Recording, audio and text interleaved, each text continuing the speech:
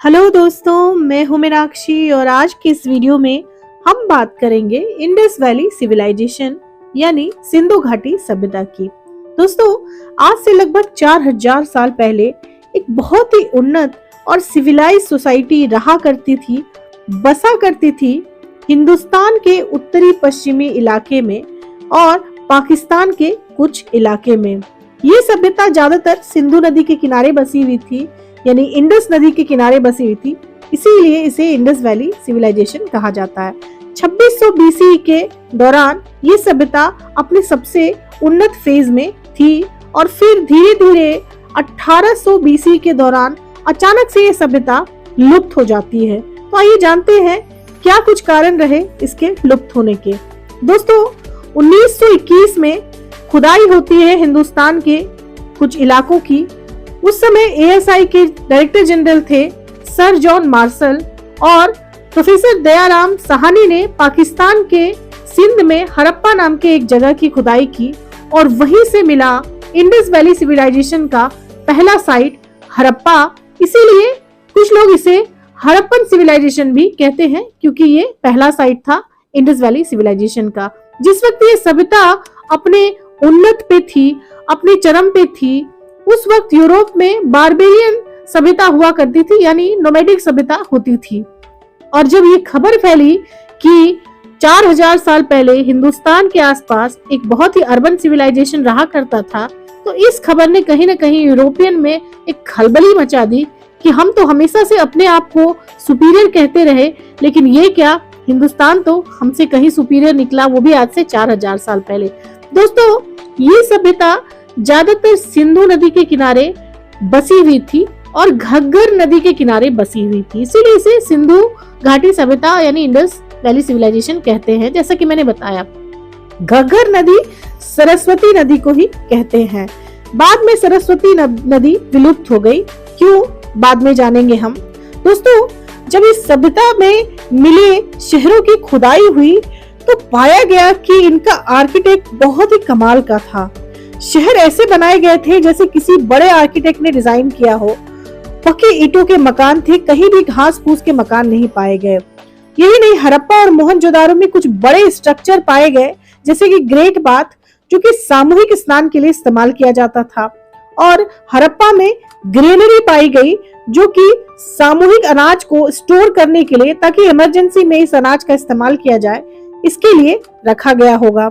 यही नहीं दोस्तों, सारे मकान में अपने बाथरूम थे, नालियां थी और वहां के लोग बहुत ही शौकीन भी हुआ करते थे, जेवरों का, अच्छे अच्छे बर्तनों का इस्तेमाल करते थे। ये बर्तन ज्यादातर कांसे के यानी कि ब्रॉन्ज के हुआ करते थे, इसीलिए इसे ब्रॉन्ज एज भी कहा जाता है या कांस्य युग भी कहा जाता है। दोस्तों, सबसे बड़ी विडंबना ये है कि लिखावट इनकी आज तक कोई पढ़ नहीं पाया। इस वक्त जो मिट्टी के बर्तन बनते थे ये लाल रंग के, लाल मिट्टी के होते थे और उस पे काले रंग से चित्र बने होते थे। यहाँ के लोग काफी मेहनती थे, व्यापार करते थे, खेती करते थे। व्यापार करने के लिए नाव लेकर दूर दूर जाते थे।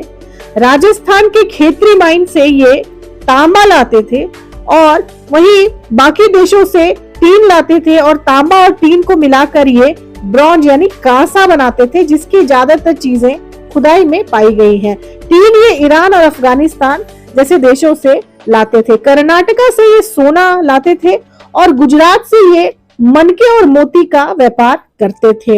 इसीलिए इस सभ्य समाज में बहुत ही उन्नत व्यापार भी हुआ करता था, ऐसा पाया गया है। लोग बाजार से अवगत थे, बाजारों में चीजें आज की तरह ही बिकती थी। सूती के कपड़ों का इस्तेमाल होता था, खेती होती थी।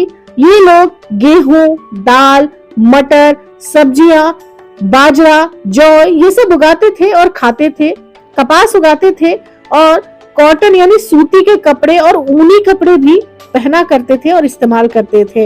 यही नहीं, ये लोग जेवर के काफी शौकीन थे। बीड्स यानी मनकों के जेवर, इसके अलावा सोने चांदी के जेवर भी ये लोग पहनते थे। इनकी लिखावट इनके मुहरों में पाई गई है, जिसे अभी तक पढ़ा नहीं जा सका। ये अभी तक एक मिस्ट्री बनी हुई है दुनिया के बाकी देशों के लिए भी कि आखिर इस लिखावट में क्या लिखा गया है।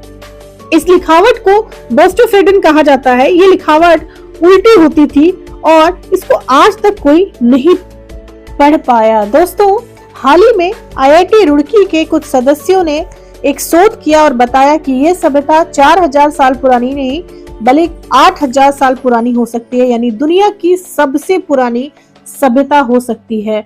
कुछ लिखावट धोलावीरा की खुदाई में पाए गए जो कि अभी तक शोधकर्ताओं के लिए बहुत बड़ी मिस्ट्री बने हुए हैं। इस पे खोज जारी है और बताया जाता है कि जब इसके बारे में पता चल जाएगा तो बहुत कुछ निकल कर सामने आ सकता है। इसे पिक्टोग्राफिक कहा जाता है। सिंधु घाटी सभ्यता के लोग पैसे के लेन देन से वाकिफ नहीं थे, यानी बाजार तो हुआ करते थे लेकिन वे पैसे देकर खरीदारी नहीं करते थे। तो फिर खरीदारी कैसे करते थे? यहाँ चलता था बार्टर सिस्टम। बार्टर सिस्टम मतलब चीजों को देकर दूसरी चीज ली जाती थी। जैसे किसी के पास अगर मिट्टी के बर्तन है तो वो बर्तन देकर उसके बदले अनाज ले सकता था। व्यापार भी ऐसे ही चलता था। व्यापारी दूर देश यानी मेसोपोटामिया या इजिप्ट वगैरह जाते थे, वहां अपना सामान लेकर जाते थे और वहां की चीजें वापस लेकर आते थे। मेसोपोटामिया में हड़प्पन सिविलाइजेशन के मोहर भी मिले हैं। तो यकायक ये सभ्यता कहाँ चली गई, कहाँ विलुप्त हो गई? अब बात है कि कुछ लोग कहते हैं कि शायद बहुत ही भयानक सूखा पड़ा और सब कुछ खत्म हो गया। तो क्या सारे शहरों में एक साथ सूखा पड़ा, सारी नदियां एक साथ सूख गई? कुछ कहते हैं बाहर से आक्रांता आए और उन्होंने इन्हें मारकर खुद को वहां बसा दिया। लेकिन जब इतिहासकारों ने इस बात को सुना तो वो इसे पूरी तरह से नकारते हैं, क्योंकि जहां पे खुदाई हुई वहां पे कोई भी हथियार नहीं मिला। तो फिर हुआ क्या? असल में हुआ ये कि ये लोग पक्की ईंटों से मकान बनाते थे, जिसके लिए बहुत सारी लकड़ियों की जरूरत पड़ती थी भट्टी में जलाने के लिए, और इसके लिए इन्होंने जंगलों को काट दिया और शायद सारे जंगल खत्म हो गए और यही वजह थी कि नदियां भी सूख गई और भयानक सूखा पड़ा और लोग त्राही त्राही कर खत्म हो गए और ये सभ्यता विलुप्त हो गई। शायद यही वजह रही कि घग्गर नदी यानी सरस्वती नदी भी हमेशा के लिए विलुप्त हो गई, सूख गई और फिर कभी उसमें पानी नहीं आया। इसीलिए हमें इससे सीख लेनी चाहिए कि जंगलों को नहीं काटें ताकि हम भी बचें।